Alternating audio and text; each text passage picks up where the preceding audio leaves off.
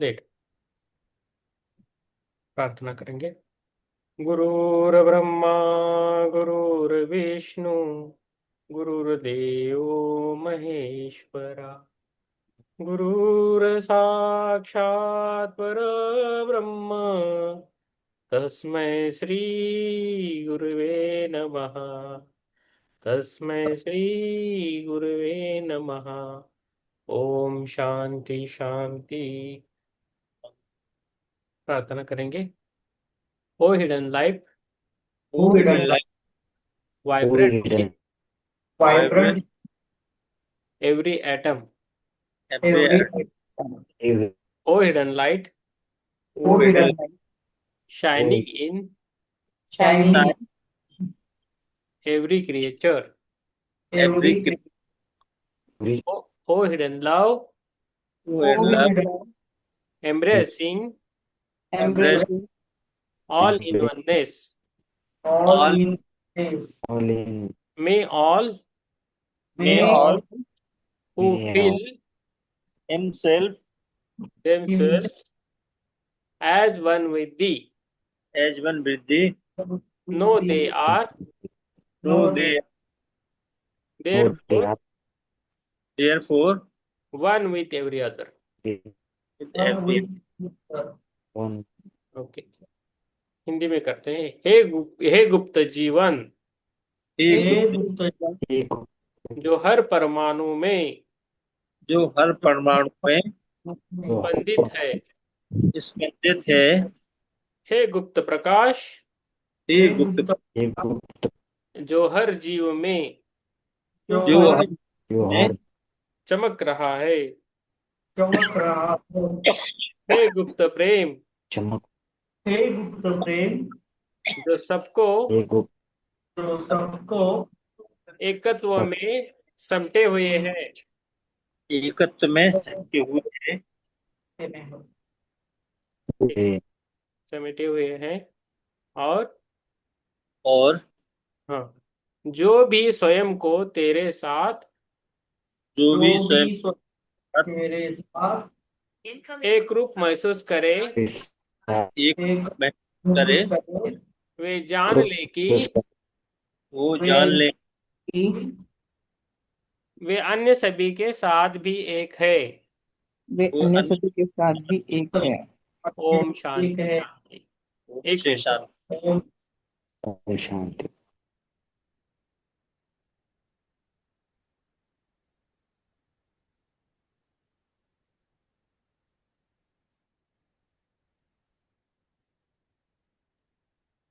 हाँ,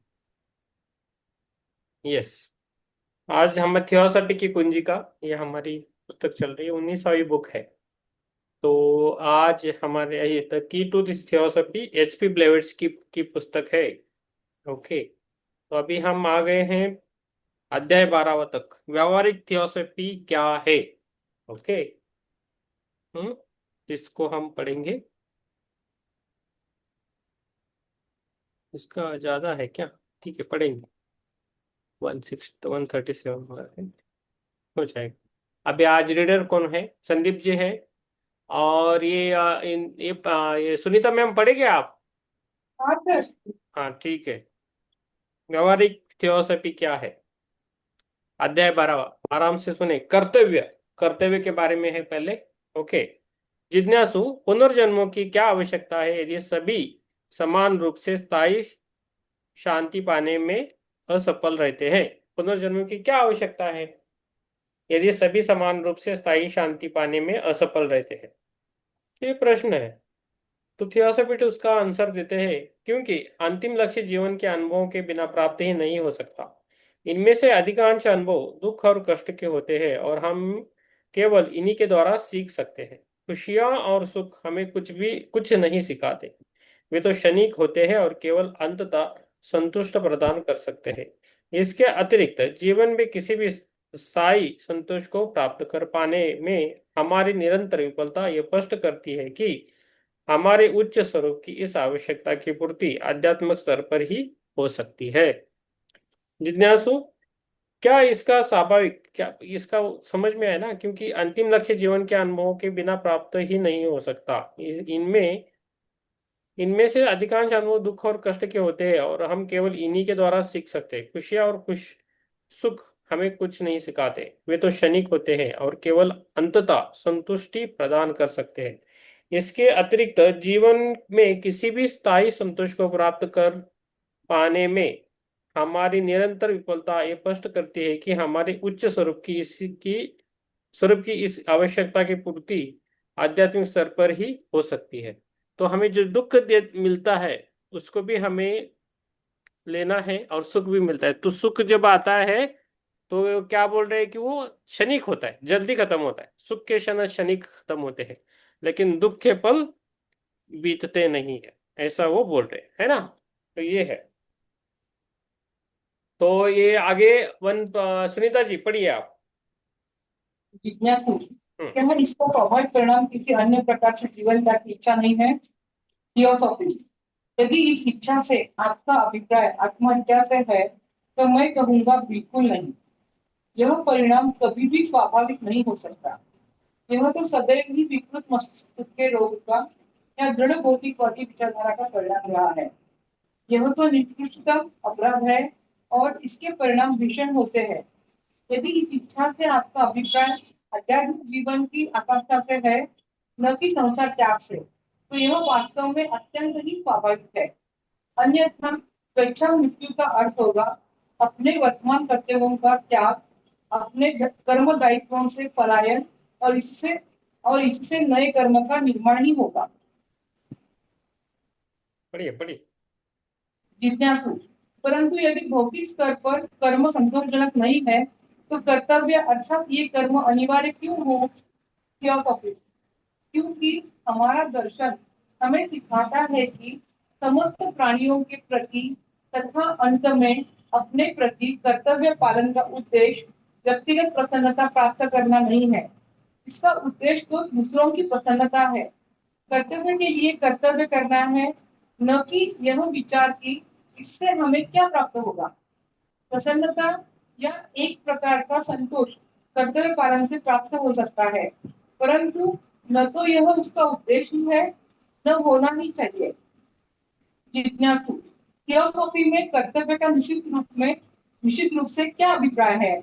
थियोसॉफिस्ट, कर्तव्य वह है जो प्राणी मात्र के प्रति, अपने साथियों पड़ोसियों के प्रति और विशेषतः अपने अपेक्षा अधिक गरीब और असहाय व्यक्तियों के प्रति हमें करना ही चाहिए। यह यह तो एक ऋण है। यदि इस जीवन में इसे नहीं चुकाया तो यह अगले जन्म में हमें आध्यात्मिक रूप से दिवालिया और नैतिक दृष्टि से अकिंचन बना देगा। कर्तव्य का सार तत्व है थियोसॉफी। कर्तव्य का सार तत्व ही थियोसॉफी है, जो सबके प्रति केवल कर्तव्य पालन के लिए ही अपना कर्तव्य करते हैं। बहुत कम अपना कर्तव्य करते हैं, बहुत कम है। ऐसे तो और भी कम है जो उस कर्तव्य का पालन करके अपने अंतर की तृप्ति से ही संतुष्ट रहते हैं।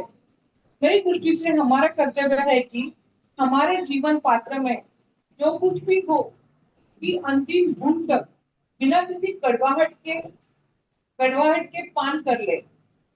जीवन पुष्पों का चयन इसलिए करे कि उनकी सुगंध दूसरों तक पहुंच सके, और यदि किसी अन्य को वंचित किए बिना उस सुगंध का हम आनंद न ले सके तो हम उनके कांटों से ही संतुष्ट रहे। थियोसॉफी केवल इच्छा करने के बजाय कर्म करने पर बल देती है। कोई भी व्यक्ति थियोसॉफिस्ट कहलाने का अधिकारी नहीं है यदि वह कार्यालय के इस सत्य कथन की भावना से ओतप्रोत न हो। मनुष्य का अंत कर्म है, विचार नहीं, भले ही वो सर्वोत्कृष्ट क्यों न हो। और इसी सत्य के अनुसार अपना दैनिक जीवन व्यवस्थित न करे। केवल सत्य को मान लेने से उद्देश्य की पूर्ति नहीं होती। जिज्ञासु, आपके अनुसार प्राणी मात्र के प्रति क्या कर्तव्य है? थियोसॉफिस्ट, बिना किसी जाति, रंग, सामाजिक स्थिति या जन्म के भेदभाव के सबके प्रति समान अधिकार और सुविधाओं की पूर्ण मान्यता। चाहे व्यक्ति हो या राष्ट्र, उसे उसका वास्तविक हक तब तक प्राप्त नहीं होगा यदि उसके अधिकार की जरा सी भी अवहेलना हो, यदि उसे वही न्याय, सहृदयता, सम्मान या दया प्राप्त नहीं होती जो हम स्वयं अपने लिए चाहते हैं। वर्तमान राजनीति की संपूर्ण व्यवस्था ऐसे अधिकारों की उपेक्षा और राष्ट्रीय सार्थकता के उग्र दावे पर ही आधारित है। फ्रांसीसी कहते हैं, यथा राजा तथा प्रजा। इसके साथ यह और जोड़ दे, जैसी राष्ट्रीय नीति वैसे नागरिक। जिज्ञासु, क्या आप राजनीति में भाग लेते हैं? थियोसॉफिस्ट, सोसाइटी के रूप में हम इससे सावधानी पूर्वक बचते हैं। इसका कारण है, मानव स्वभाव में सुधार लाने से पहले राजनीति में सुधार लाने का प्रयत्न ऐसा ही है जैसे पुरानी बोतल में नई शराब रख देना। यदि मनुष्य अपने अंतरतम में यह अनुभव और स्वीकार करने लगे कि समस्त मानव मात्र के प्रति उसका वास्तविक सच्चा कर्तव्य क्या है, तो शक्ति का प्रत्येक दुरुपयोग मानवीय, सामाजिक, राष्ट्रीय सार्थकता पर आधारित राष्ट्रीय नीति का प्रत्येक अन्यायपूर्ण नियम स्वतः समाप्त हो जाएगा। वह माली मूर्ख है जो अपने फूलों की क्यारी से विषाक्त पौधों को निकालने के लिए उन्हें जड़ से उखाड़ने के बजाय केवल ऊपर से काटने का प्रयत्न करता है। पुराने स्वार्थी लोगों के समान स्वार्थी लोग ही यदि शीर्ष पदों पर रहे तो स्थायी राजनीतिक सुधार कभी संभव नहीं होगा। Okay, thank you. टीएस का राजनीतिक सुधारों से संबंध। जिज्ञासु, तो क्या थियोसॉफिकल सोसाइटी एक राजनीतिक संगठन नहीं है? तो थियोसॉफिस्ट बोलते हैं, निश्चित रूप से नहीं है।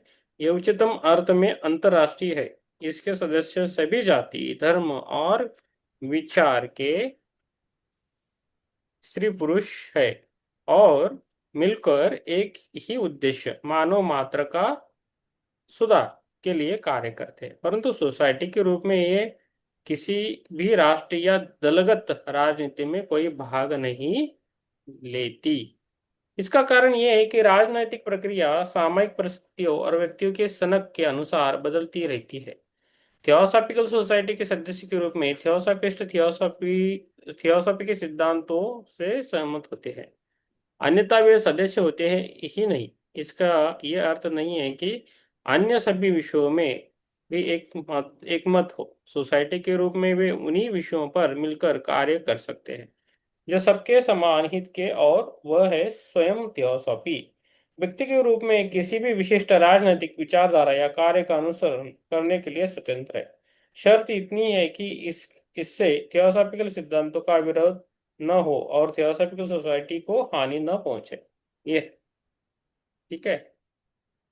यस, अभी संदीप जी पढ़िए।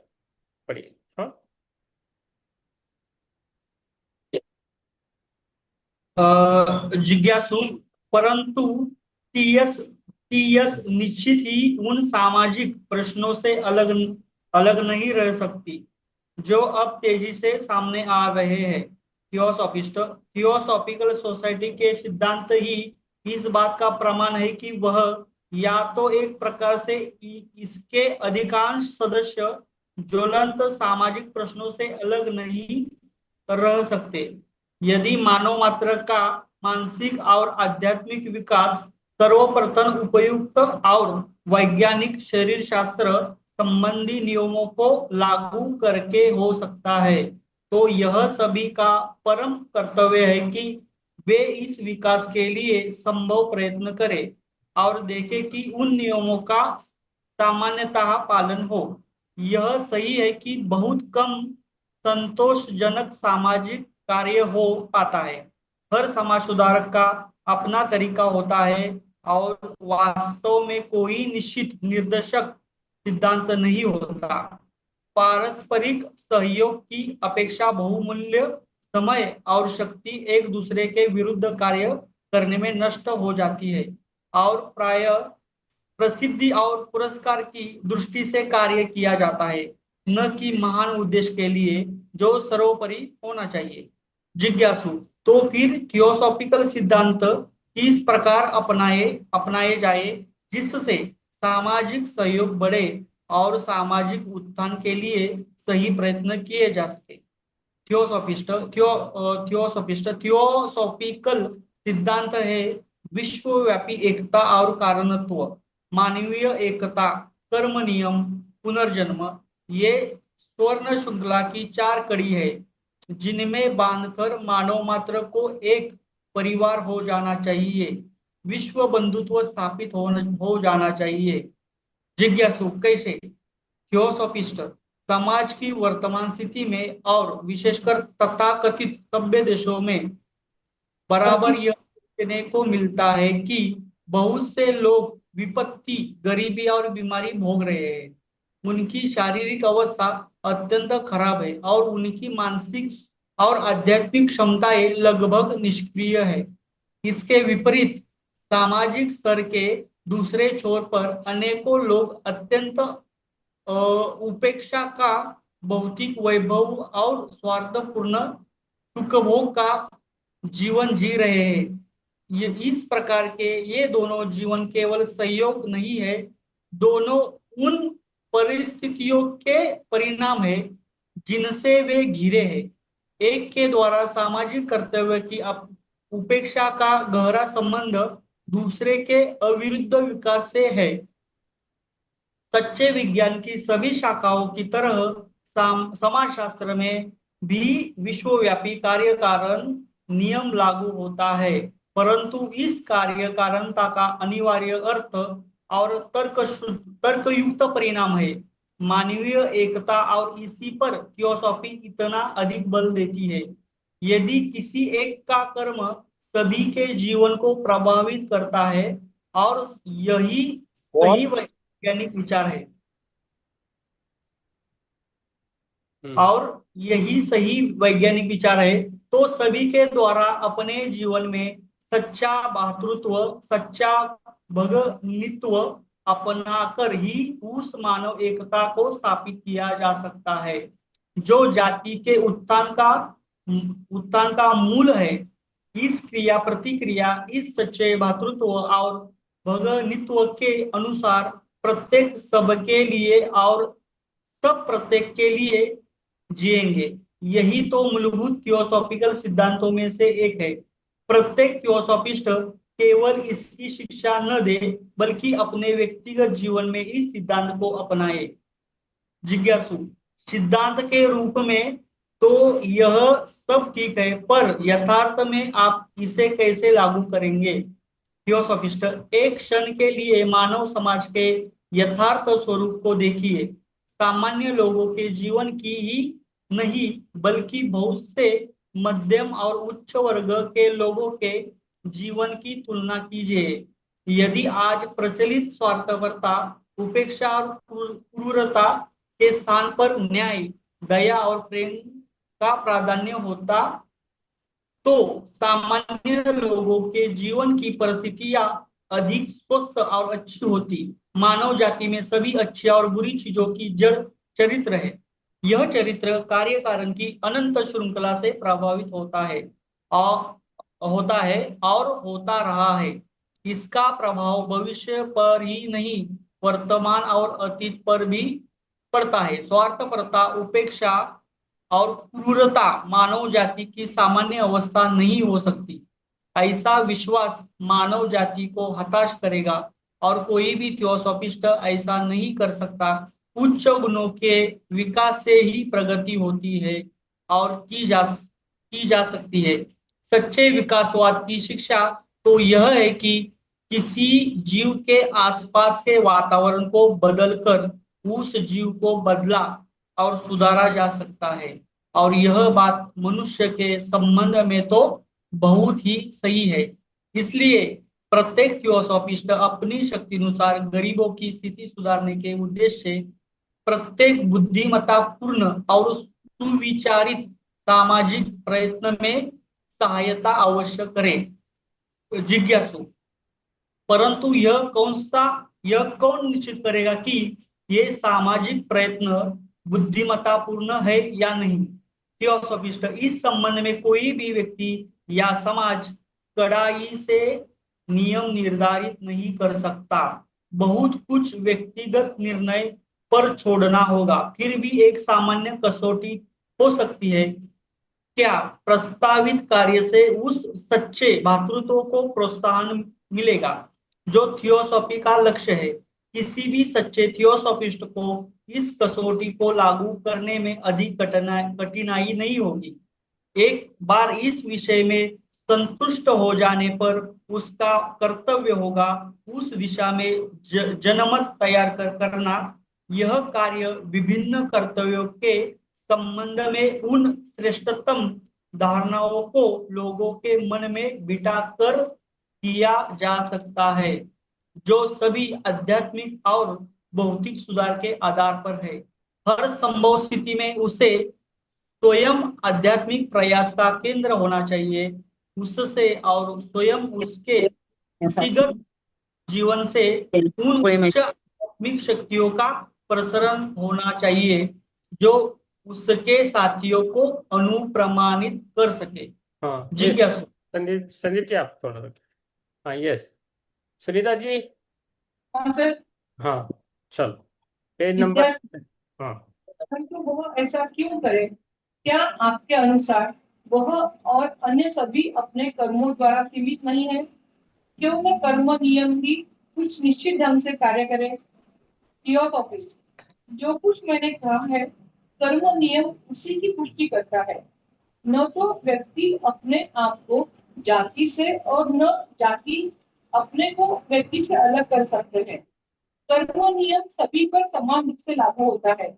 यदि सभी समान रूप से विकसित नहीं है, थियोसॉफिस्ट का विश्वास है कि दूसरों के विकास में सहायता करने में वह न केवल उन्हें अपने कर्म पूरा करने में सहायता कर रहा है, बल्कि सही अर्थ में वह स्वयं अपना भी कर्म पूरा कर रहा है। यही प्राणी मात्र का विकास है और वह और अन्य सब इसके अभिन्न अंग है। यह बात सदैव उसके ध्यान में रहती है। वह जानता है कि अपने अंतर की उच्चतम भावनाओं के अनुसार कार्य करने में उसकी विफलता से उसी की ही नहीं, सबकी प्रगति में बाधा पड़ेगी। अपने कार्यों से वह प्राणी मात्र का अगले उच्च लोक तक पहुंचना या तो अधिक कठिन या अधिक आसान बना सकता है। सर आगे का पढ़ूं? एक प्रश्न पूछना जिज्ञासु इसका आपके द्वारा वर्णित चौथे मैं पढ़ता हूँ ठीक है हाँ। जिज्ञासु इसका आपके द्वारा वर्णित चौथे सिद्धांत अर्थात पुनर्जन्म से क्या संबंध है? ठीक है थियोसॉफिस्ट इसका आंसर देते हैं ये संबंध बहुत घनिष्ठ है। यदि वर्तमान जीवन पूर्व जन्म में छोड़े गए बीजों की अभिवृद्धि है तो ये नियम भविष्य पर भी लागू होता है। ये विचार एक बार समझ में आ जाना चाहिए कि विश्वव्यापी कार्य कारण नियम वर्तमान में ही नहीं बल्कि अतीत वर्तमान और भविष्य पर लागू होता है तथा वर्तमान लोक में हमारा प्रत्येक कर्म सहजता और सरलता से अपना यथास्थान ले लेता है और उसे अपने तथा औरों के साथ सही परिप्रेक्ष्य में देखा जा सकता है।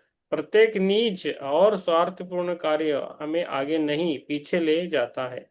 साथ ही प्रत्येक उत्तम विचार और प्रत्येक निस्वार्थ कार्य उच्च और अधिक भव्य लोकों तक ले जाने की सीढ़ी है। यदि सही जीवन पर सब कुछ होता तो अनेक दृष्टि से ये वास्तव में कुत्सित और निष्कृष्ट होता परंतु इसका प्रयोग अगले जीवन की तैयारी के रूप में उस स्वर्ण द्वार के रूप में किया जा सकता है जिसमें होकर हम स्वार्थी होकर अकेले ही नहीं अपितु अपने साथियों के साथ उन भावनों तक पहुंच सकते हैं जो बहुत परे हैं। ठीक है यहाँ हम रुकेंगे अगला वर्ड जो है कल करेंगे त्याग और बाकी सब है त्याग और त्याग। तो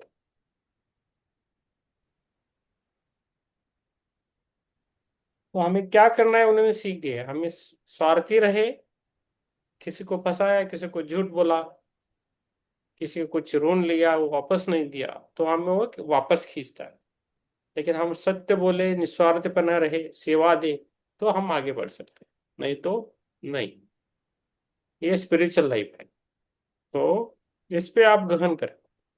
कभी कभी दो लाइन में भी हमें असर होना चाहिए जो हम जो पढ़ते हैं डेली, उसका दिन भर थोड़ा सा, दिन में कभी तो हमें थोड़ा सा तो याद आना चाहिए कि हमने क्या सुना है या पढ़ा है, तो उससे हमें बहुत फायदा हो जाएगा। अरे इधर पढ़ के इधर ही छोड़ के गए तो नहीं होगा। तो ये तो कंटिन्यूटी चाहिए उसके लिए, हर दिन कंटिन्यू आ गए तो होता है। तो संदीप जी अच्छा कर रहे हैं, राम प्रसाद जी अच्छा कर रहे हैं, सुप्रिया जी भी कर रही है अच्छा। यस, राजेंद्र जी भी रोज आ रहे हैं अभी, अच्छा है। सुनीता जी काम करके आते हैं, माधुरी जी का बहुत अच्छा है, वो आती है, कैमरा नहीं है, रहता हूँ बाकी कुछ नहीं। चलो ध्यान करेंगे फिर, हाँ छोटा सा ध्यान करेंगे। ओके, पहले ऑलरेडी किया है राम प्रसाद जी ने, करवाया है, अच्छा किया है। तो आराम से बैठे,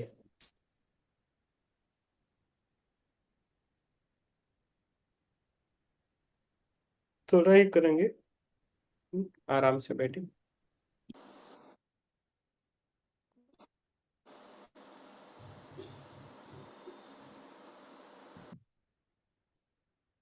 यस, आराम से। अच्छा लगा ना सबको? ध्यान, ललिता जी, योगिता जी और ज्योति मैम आई थिंक बाद में आ गए। यस, ठीक है। सुप्रिया मैम बोलिए मैम, ठीक है ना?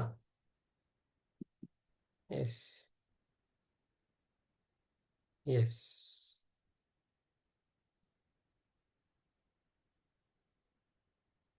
अनम्यूट करा, अनम्यूट अनम्यूट कीजिए। धन्यवाद धन्यवाद, बोला। ध्यान ध्यान छान वाटलं. हाँ, आणि ते पहिली माहिती सांगत होते तेव्हा मी जॉईन झाले. हो हो हां, हो, ठीक बरोबर. है, ठीक है, thank you ma'am, thank you, धन्यवाद. धन्यवाद मैम। ध्यान अच्छा हुआ सर, एकदम हल्का सा लग रहा हाँ हाँ, है. Yes, thank you thank you. ठीक है, मैंने नहीं लिया आज, आज का ध्यान जिन्होंने लिया श्रेयान जी का था। आपको अच्छा लगे ये इम्पोर्टेंट है, हमें मुझे कुछ बढ़ावा नहीं चाहिए, आप आपका अनुभव बोले और आप अच्छे तरीके करें, ये हमारी मनीषा है। यस, राम प्रसाद जी, ठीक है, ठीक है। Okay, very good. Ram Prasad ji ने आज ध्यान लिया पहली बार, अच्छा है। यस, सुप्रिया जी, संदीप जी बोलिए, ज्योति मैम,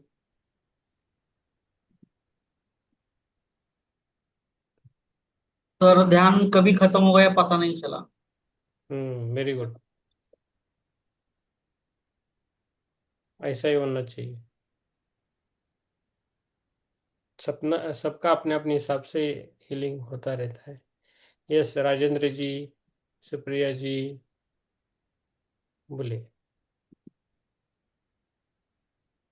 आपका आवाज नहीं आ रहा है सुप्रिया जी, अनम्यूट करें। गुड है. हाँ आप भी बोलिए। अभी है. हाँ, हाँ, आज का ध्यान बहुत अच्छा था सर. ओके, हाँ. और आपको ठीक लग रहा है ना? बस, हाँ, ठीक है ठीक है. आज का ध्यान था सच्चित आनंद, इसके लिए था। तो किसको किसको आनंद मिला है वो अच्छी बात है ना? Yes, thank you. यस, और मुझे जल्दी भी नींद नहीं आई, देर से उठ. ठीक है, नो प्रॉब्लम, डोंट, हमें किसी से कंपेयर नहीं करना है, खुद का कंपैरिजन खुद से कीजिए। आपका ध्यान धीरे धीरे अच्छा हो जाए। हर दिन सेम रहता है क्या? हर दिन सेम रहता है क्या? तो हर दिन नहीं. सेम ध्यान नहीं रहता है, ठीक है, वैसा ही है। यस, राजेंद्र जी, ज्योति मैम, ठीक है। हम भी थोड़े थके हैं आज, बहुत काम किया आज, हाँ, हाँ. तो तकलीफ होती है हमें। मालूम पड़ा, तुम्हारे फेस से ही मालूम पड़ हाँ, रहा था. मुझे नींद आ रही थी एक्चुअली अभी। के लिए उनको फोन किया था. क्या? वो तुम्हारा है भी, उसने वोचर भेजा था ना, वो भी भेज दिया है उनको. किसको? वो है वो सवाल की। संतोष को, हाँ संतोष को, हाँ, वाराणसी में. हाँ. आप खाली बुक मांगो, वाउचर नहीं भेजना है उनको, ठीक है। नहीं नहीं, उसने बोला मुझे वो भेजो करके. ठीक है, वो ठीक, तुमने भेजा था ना मुझे, वही ठीक, भेजो करके. मैं बोला अच्छा. हाँ ठीक है, भेज दिया ना, ठीक है, लिख दिया। ओके। यस, ज्योति मैम।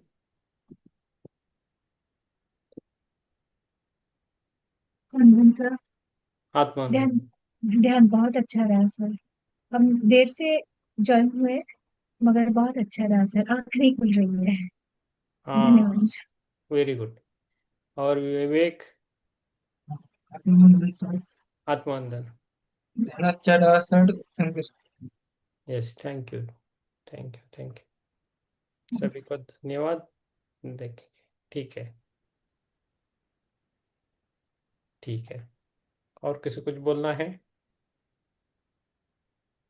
सर वो श्रेयांश जी का रीडिंग वाला वीडियो आप बोले थे कि कल भेजूंगा ग्रुप पे, तो भेजा नहीं है शायद। भेजा है ना, प्लेलिस्ट ही भेजा है मैंने। जो वीडियो डाला है उसके नीचे प्लेलिस्ट कल ही डाला था। प्लेलिस्ट में ठीक इंग्लिश है, और हिंदी है ना, आपको जो अच्छा लगता है वो लीजिए। तो टोटल प्लेलिस्ट ही भेजा है मैंने। अच्छा है सर, मैंने सुना है सर। हाँ, अच्छा है। अच्छा है ना। यस, कौन सा बहुत। आज का या वो भेजा है वो अभी का? आज का सर, आप वीडियो जो आज बना बोला उसका बना के भेजना। हाँ हाँ, ठीक है, जी। ठीक है। हम उससे थोड़ा, हमें हमें श्रेयान जी का अभी कभी कभी अच्छा लगता है। हम पहले बहुत किया है, तो इसलिए मैं आपको देता हूँ, वो कनेक्शन होता है बराबर। ठीक है। बहुत ठीक है अच्छा सर। रहता है, हमने बहुत बार किया है ना श्रेयस जी। हम्म, ठीक है, कभी और बोलूंगा, अभी आज नहीं ज्यादा बोलूंगा, ठीक है। हाँ, चलो यस, आप भी आराम करो। यस, राजेंद्र जी, आपको कुछ बोलना है? राजेंद्र, राजेंद्र जी। अभी यूनिवर्स को हमारा धन्यवाद, सभी मास्टर्स को धन्यवाद, अपने गुरु को यस, धन्यवाद। I am living sir. Good, शुभ रात्रि। हाँ, ओके, ठीक है, आप लीव हो जाइए, हम प्रार्थना लेंगे। यस, यस, राजेंद्र जी, कुछ बोलना है? नहीं, ठीक है, कल बोलिए फिर। यस, तो प्रार्थना करेंगे हम। आप सुने खाली, ना बोले तो चलेगा।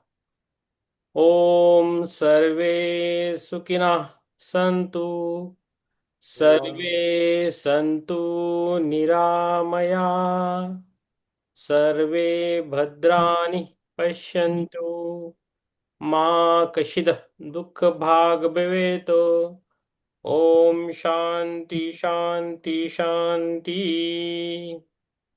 यस, आप सबको धन्यवाद। शुभ रात्रि, शुभ रात्रि। शुभ रात्रि, good night. Good night, good night. शुभ रात्रि।